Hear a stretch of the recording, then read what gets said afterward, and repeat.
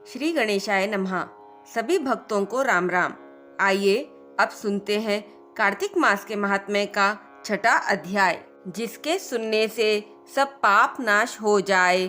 कार्तिक महात्म्य का पढ़ूं छठा अध्याय। सुत जी ने ऋषियों से आगे कहा, ब्रह्मा जी से अब तक की 5 अध्यायों में बटी यह कथा सुनकर श्री नारद जी प्रेम से भाव विभोर होकर गदगद हो गए। वे ब्रह्मा जी को प्रणाम करके विनम्र भाव से बोले, हे पितामह, अब कृपा करके कार्तिक मास के महात्म्य का विस्तार से वर्णन कीजिए। नारद जी के मुख से यह सुनकर ब्रह्मा जी बोले, हे पुत्र, तुम बहुत ही उदार और सभी प्राणियों का भला चाहने वाले हो, इसलिए मृत्यु लोक के निवासियों के भले के निमित्त ऐसे ऐसे प्रश्न पूछ रहे हो। सुनो, आज मैं तुम्हें ऐसी कथा कहता हूँ जिसके पढ़ने और सुनने मात्र से ही सारे पापों का नाश हो जाता है।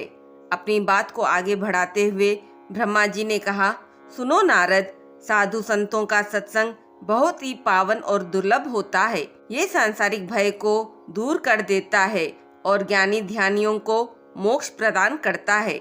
जिसकी जैसी कामना होती है उसकी वो कामना पूरी हो जाती है। जिस प्रकार श्री गंगा जी सारे पापों को धो देती है और सूर्य भगवान सारे पापों को भस्म कर देते हैं, चंद्रमा ताप को दूर कर देता है, उसी प्रकार संतों के साथ रहने से पाप, ताप और दीनता तीनों ही नष्ट हो जाते हैं। आधे क्षण का साधु समागम भी मोक्ष प्रदान करने वाला होता है। इतनी बात सुनकर सभी ऋषि और मुनियों ने कहा, हे सुत जी, अब आप कृपा करके कार्तिक मास महात्म्य का इतिहास और सारा प्रसंग सुनाने की कृपा कीजिए। श्री सुत जी बोले, हे ऋषियों, एक समय चंद्रवदनी और कमल के समान कमल नयनी श्री सत्यभामा जी ने विचार किया कि मैं धनी हूँ, जिसके पतिदेव खुद त्रिलोकी के नाथ भगवान मधुसूदन है और वे 16,108 रानियों में सबसे बढ़कर मुझे ही प्रेम करते हैं। पृथ्वी पर बसने वाले प्राणी जिस कल्प वृक्ष की बात तक नहीं जानते, वो कल्प वृक्ष खुद मेरे आंगन में लगा हुआ है। ऐसा विचार कर श्री सत्यभामा जी ने भगवान कृष्ण से कहा, हे प्रभु, मैं आपसे एक बात पूछना चाहती हूँ।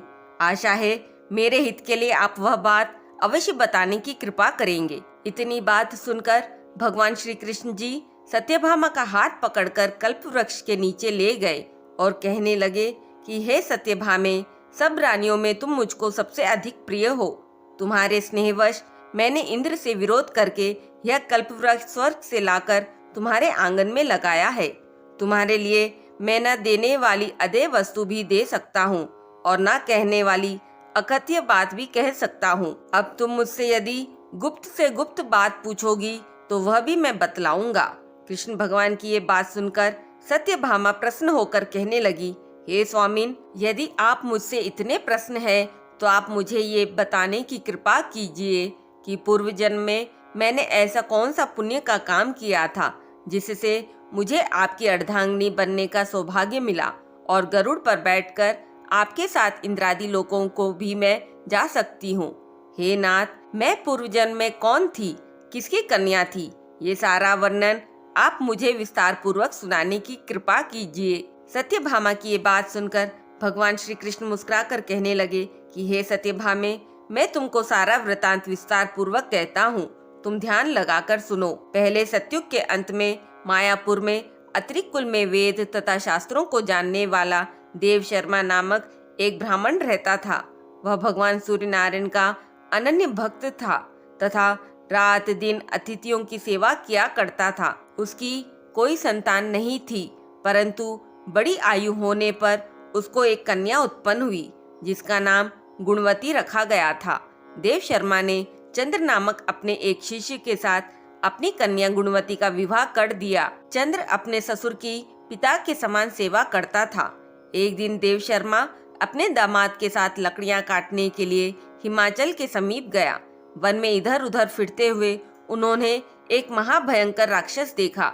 उसको देखकर उन दोनों के हाथ पैर फूल गए और वे दोनों भागने में असमर्थ हो गए और इसके कारण वे दोनों उस राक्षस के हाथों मारे गए। परंतु उस क्षेत्र के प्रभाव और अपने कर्मों के कारण, चूंकि वे धर्मात्मा थे, इसलिए मेरे दूतों ने उन्हें मेरे वैकुंठ धाम में मेरे पास ले आए। उन दोनों द्वारा आजीवन सूर्य भगवान की पूजा किए जाने के कारण मैं दोनों पर अति प्रसन्न हुआ। गणेश जी, शिव जी, सूर्य भगवान, विष्णु भगवान व देवी, इनमें से किसी की भी भक्ति करने वाला हमको ही प्राप्त होता है।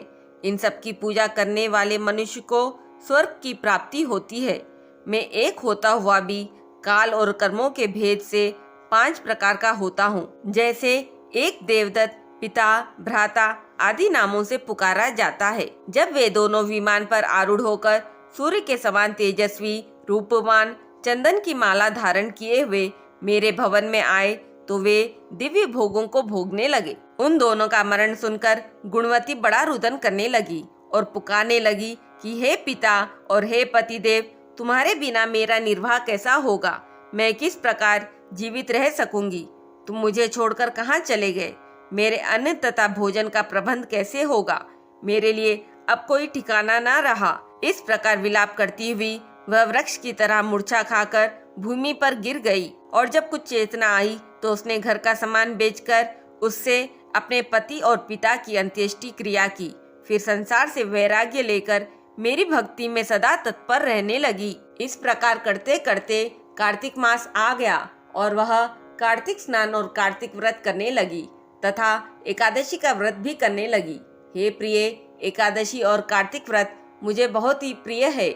इनसे मुक्ति, भुक्ति, पुत्र तथा संपत्ति प्राप्त होती है। कार्तिक मास में जब तुला राशि पर सूर्य आता है तब ब्रह्म मुहूर्त में उठकर स्नान करने व व्रत व उपवास करने वाले मनुष्य मुझे अति प्रिय है, क्योंकि यदि उन्होंने पाप भी किया हो तो भी स्नान व व्रत के प्रभाव से उन्हें मोक्ष प्राप्त हो जाता है। कार्तिक में स्नान, जागरण, दीपदान तथा तुलसी के पौधे की रक्षा करने वाले मनुष्य साक्षात भगवान विष्णु के समान है। कार्तिक मास में मंदिर में झाड़ू लगाने वाले, स्वास्तिक बनाने वाले तथा भगवान विष्णु की पूजा करने वाले मनुष्य जन्म मरण के चक्कर से छुटकारा पा जाते हैं। एक समय वह गुणवती ज्वर से पीड़ित हो गई। वह दुर्बल शरीर वाली गुणवती गंगा स्नान को गई। अतएव गंगा जी में प्रवेश करते ही शीत के मारे उसकी देह कांपने लगी और वह शिथिल होकर वहीं पर गिर पड़ी। उसी समय हमारे दूत सुंदर विमान में बिठाकर उसको हमारे धाम में ले आए। यह कार्तिक के व्रत का ही प्रभाव था। फिर द्वापर में पृथ्वी पर कंस जैसे दैत्यों ने बड़ा ही उत्पात किया है, तो उस समय ब्रह्मादिक देवताओं की प्रार्थना पर पृथ्वी का भार उतारने के लिए हमने कृष्ण अवतार लिया।